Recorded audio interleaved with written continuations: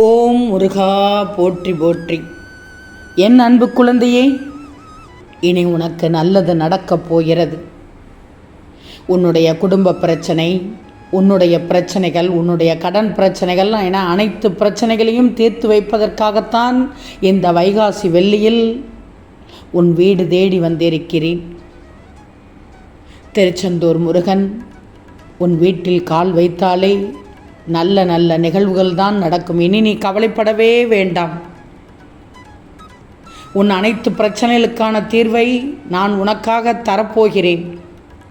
உன் பிரச்சனைகள் அனைத்தையும் நான் தீர்த்து வைத்து உன் வாழ்க்கையில் நிம்மதியை அளித்து உன் குடும்பத்தில் எப்போதும் நிம்மதியை நிறைந்திருக்க செய்யப் போகிறேன். என் பிள்ளையான உனக்கு இனி நல்லதே நடக்கும். நான் வந்துவிட்டேன் அல்லவா, உன் முருகன் வந்துவிட்டேன் அல்லவா. இனி உனக்கு தொட்டது தொடங்கிவிடும் தங்கமே. நீ கேட்டதை முடித்து தரதான் உன் இல்லம் தேடி வந்துள்ளேன். நீ முடிந்தது என்று விரக்தியான விஷயங்கள் கூட இனி நடக்க ஆரம்பிக்கப் போகிறது. நீ முடிவு என்று சொன்னதையும் தொடக்கம் என்று ஆரம்பித்து வைக்கப் போகிறேன். நீ வைத்த முற்றுப்புள்ளி உன் வாழ்க்கைக்கானது அல்ல, கவலைகளுக்கும் கஷ்டங்களுக்குமான முற்றுப்புள்ளி. அது எதுவும் நடக்கப் போவதில்லை என்ற முடிவுக்கு வந்துவிடக்கூடாது. எதுவும் நடக்கப் போவதில்லை என்ற முடிவுக்கு வந்து விடாதே.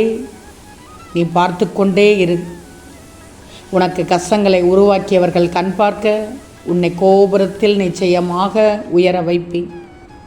இன்று வைகாசி வெள்ளியில் நான் சொன்னபடி நடக்கும். நடந்த அனைத்தையும் உன் மனதிற்கு அடியில் புதைத்து வைத்துக்கொண்டு வைராக்கியத்தோடு எழுந்திரு. எதுவும் நடக்காதது போல் காட்டிக்கொண்டு ஒவ்வொரு நொடியும் சந்தோஷமாகவே கடந்து வா. நான் பார்த்துக்கொள்கிறேன். உன் கஷ்டங்கள் எல்லாம் மறக்கும் காலம் இதோ வந்து விட்டது. தனிமையில் ஆறுதல் கூற யாரும் இல்லை என்று ஏன் நினைத்தாய்? இதோ இந்த விடியலிலேயே உன்னை தேடி வந்து விட்டேனே. வைகாசி வெள்ளி என்றால் உன் முருகனுக்கு சிறப்பான நாள். கவலையே படாதே.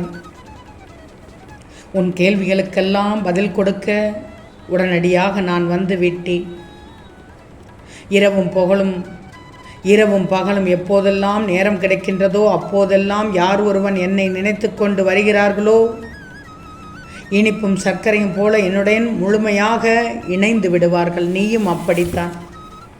என் பிள்ளையான நீ காலங்கள் கடப்பதால் தான் உன்னுள் இந்த கலக்கம் வந்துவிட்டது. பிறப்பு இறப்புக்கு இடைப்பட்ட காலத்தில் அவரவர் கர்மாக்களுக்கு ஏற்றபோல் சுகம் துக்கத்தை அனுபவித்து தான் ஆகணும். அதனால் வேதனையில் அழுவதை நிறுத்திவிட்டு இந்த முருகனை பார். உறுதியான நம்பிக்கை என்னிடத்தில் வை. என்னிடம் சரணாகதி அடையும் எவரையும் நான் கைவிட்டதில்லை. உன் துயரக்கடலில் இருந்து உன்னை கரையேற்றுவேன். உன் வாழ்க்கையில் உன்னை கரையேற்றுவதே இந்த முருகனின் பொறுப்பு. நேரங்கிறது ரொம்ப ரொம்ப முக்கியம். ஒவ்வொரு வேலையும் தகுந்த நேரத்தில் நீ செய்து முடித்தாக வேண்டும். எந்த வேலையை அப்புறமாக செய்து முடித்துக்கலாம்னு நீ நினைத்தால் அடுத்து செய்யக்கூடிய வேலைகளும் பாழாகிவிடும். காலத்தில் பயிர் செய்யின்னு இதைத்தான் சொல்லுவார்கள். பொதுவாக எல்லாருடைய வாழ்க்கைக்கும் தேவையானது இது. நம்பிக்கையோடு நீ செயல்பட்டால் எல்லாம் நடக்கும், உனக்கானதாக நடக்கும். இந்த முருகன் அனைத்தையும் பார்த்துக்கிட்டுத்தான் இருக்கிறேன். எனக்கு தெரியும் எப்போ என் பிள்ளைக்கு எதை சரி பண்ண வேண்டும் என்று சரி பண்ணி விடுவேன். ஆனால் உன் முருகன் இப்போது சொல்வதை கேள். இந்த நிறைந்த வெள்ளிக்கிழமையில் சொல்கிறேன். எதுவும் இல்லைங்கிற வார்த்தையை மட்டும் சொல்லாதே. நீ விரும்புகிற உனக்கு கிடைக்கும்.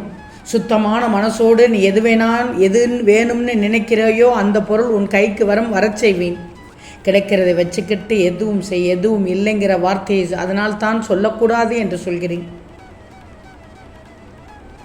யாருக்கு என்ன கொடுக்கணும்னு எனக்கு தெரியும். என் மேலே நம்பிக்கை. நான் உனக்கு நிச்சயமாக புது புது வழியை காட்டுவேன்.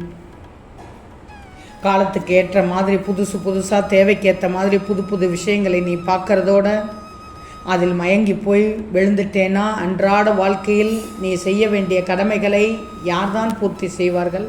சொல். நீ செய்ய வேண்டிய வேலையை யார் செய்வார்கள்? எல்லோருக்குமே கடமை என்று இருக்கிறது. ஒவ்வொரு விஷயம் வரும்போதும் இந்த மாதிரி தான். அதுலேயும் உறைஞ்சு போய் நீ மீண்டு வரமாட்டேன்னு சொன்னால் உன்னால் வளர முடியாது. இந்த கண்டுபிடிப்புகள் எல்லாமே நம் தேவைகளை பூர்த்தி பண்ணுறதுக்குத்தான் நினச்சிக்கோ. இதுக்கு என்றைக்கும் நீ அடிமையாகிவிடக்கூடாது. உன்னுடைய இலக்கை அடையத்தான் இந்த கருவிகள் எல்லாம். உன்னுடைய தேவைக்காக இலக்கை அடையிறதுக்காக கருவியாகத்தான் நீ பயன்படுத்திக்கணும். அதுவே உன்னுடைய அழிவுக்கு காரணமாக விடக்கூடாது. நீ கூட நினைக்கலாம், முருகா, என் வாழ்க்கையில் நான் ஒன்று நினைத்தால் நடப்பதொன்று நடந்து கொண்டிருக்கிறது என்று கவலைப்பட்டு கொண்டிருக்கிறேனே, இதற்கு என்னதான்,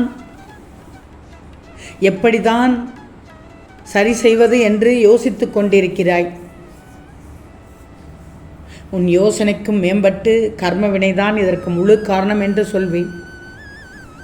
கர்மா என்று இருந்தால் அது பல இக்கட்டான துன்பங்களுக்கு ஆளாகி இன்னல்களை சந்திப்பார்கள். ஆனால் உனக்கு இருக்கிற கர்மாவை நான் சரி செய்து கொண்டுதான் வருகிறேன்.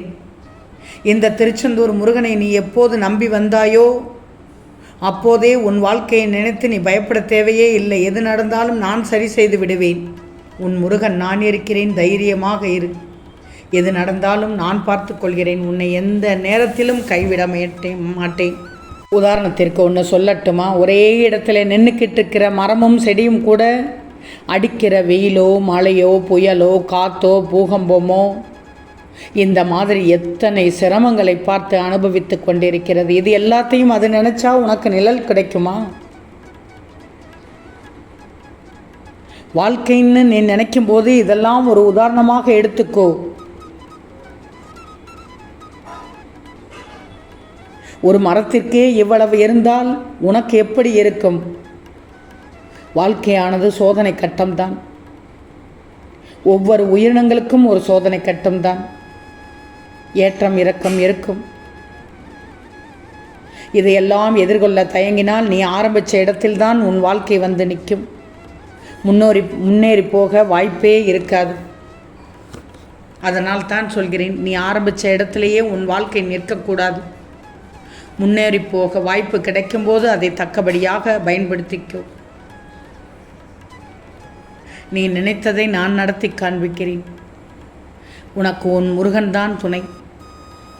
உன் முருகன்தான் துணை என்று நம்பினால் நிச்சயம் உனக்கானதை நான் நடத்தி காண்பிப்பேன். நீ மனசில் நினைத்த காரியம் அத்தனை காரியமும் நடக்கும். உன் வீட்டில் நல்லது நடக்கும். சுப நிகழ்ச்சி நடக்கும். அவரவருக்கு என்ன தேவையோ அதையெல்லாம் நிவர்த்தி செய்து இந்த வைகாசி வெள்ளியில் உங்களுக்கு வழிகாட்டப் போகிறேன். ஓம் முருகா போற்றி போற்றி.